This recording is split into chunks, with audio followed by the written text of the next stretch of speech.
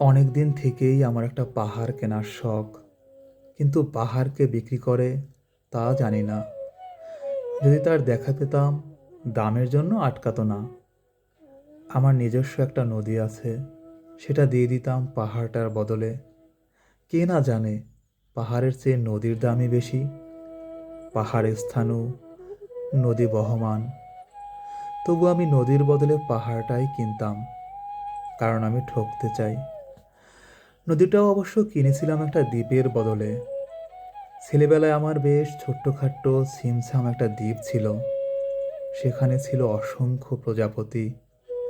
শৈশবে দ্বীপটি ছিল আমার বড় প্রিয়। আমার যৌবনে দ্বীপটি আমার কাছে মাপে ছোট হতে লাগলো। প্রবাহমান ছিপছিপে তন্বী নদীটি বেশ পছন্দ হলো আমার। বন্ধুরা বলল, ওইটুকু একটা দ্বীপের বিনিময়ে এত বড় একটা নদী পেয়েছিস, খুব জিতেছিস তো মাইরি।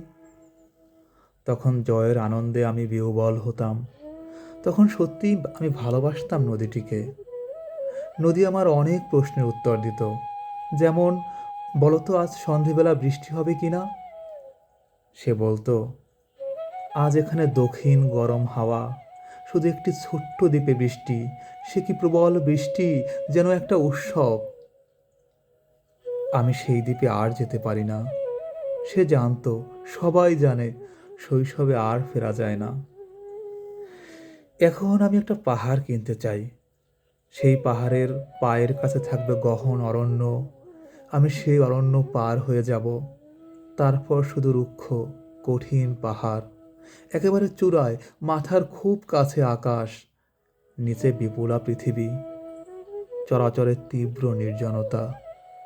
আমার কণ্ঠস্বর সেখানে কেউ শুনতে পাবে না।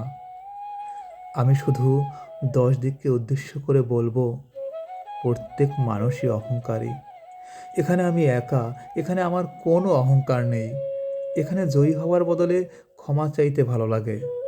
হে 10 দিক, আমি কোনো দোষ করিনি, আমাকে ক্ষমা করো।